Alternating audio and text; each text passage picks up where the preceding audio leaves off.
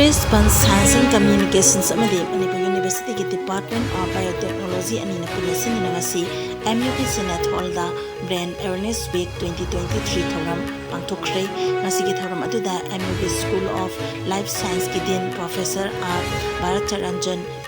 Imphal East District DC Daina Kumantem Amadi Stress Pan Science Communications ki Founder Monica Chanu Chongthamna Maru Oiba Mitung Sing Oina Sarup Yaki Thoramga Mari Lenana Stress Pan Science Communications ki Founder Monica Chanu Chongthamna Phongdo Kibada Ngasi Pangthokliba Thoram asi International Brand Research Organization ki funding makada pangthokpa thoramni namdam asigi miyamna miyoibagi brand gi matangda ikhang khangnadri masigi thoram asi maru oina miyoibagi brand haiba asi karino miyoibagi brand na narakpa matamda miyoiba amagi litchatta kari karamba mawongda uhongba lai amade mental health ki problem matawkaramna lai haibana ching khangnanaba masigi thoram asi pangthokpani haiki when awareness week la kuna sandoktaning ise brain je karino aduga brain na narakpa matamda miyoibada kamaina behavior hongani sina kari akaiba lai mental health problems kamaina lai haibase sigi matangda addiction se kamaina lai stress layer matam stress handle to matam ngamakta ba matam ni se addiction lakba depression lakba sigi matangda koina me tranga da mora so bayam la karning ba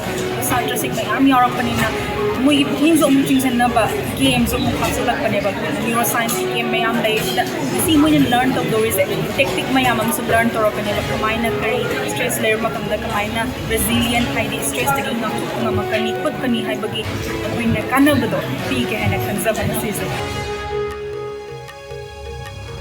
Ngasi ayu pung nipan makhairam tabada ising puba tata trukamana takpadagi mafam adumaktada tahi humpumari suraba miyoy ama khudakta laikhidraba miyoy adudi Imphal West ki Uripok yamem lekaidagi RK Brozen Singh apokpa laikhidraba RK Gopendroni hairi police tagi fangba pawgi matungina ising puba tata trak adu iroi sembaromdagi lakpa lambigi Uripok yamem lekai mapada Brozena lambi lanthokpada hariba laibak thiba thokdok adu thokhibani thokdok aduda thengnana chenaba tata trak amadi Gari adubu thorkiba driver police na phaduna case ama lokhatkre hairi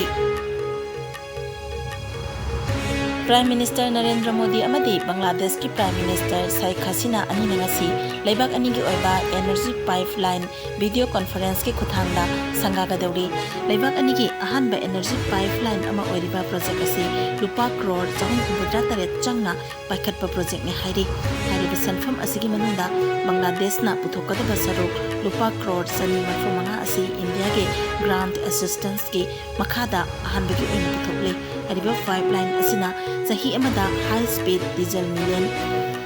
metric ton ama transport tawa ngambagi capacity leiduna Bangladesh ki tongan ba district tareta high speed diesel supply tawa ngamgadawri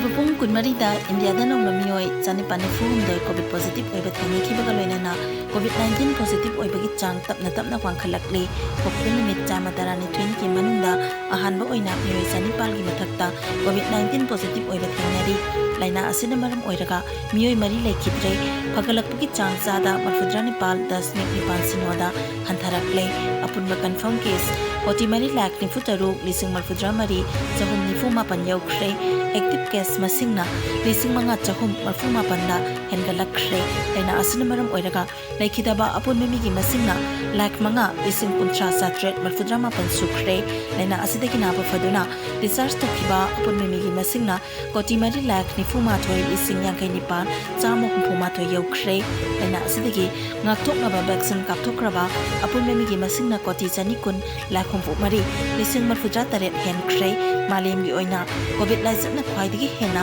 sohallaba laibak singi manungda USA na ahanba India na ani subada amade France na ahum subada leiri awang nongpok state singi oina so Assam na ahanba Mizoram na ani suba amade Manipur na ahum subada dumak leiri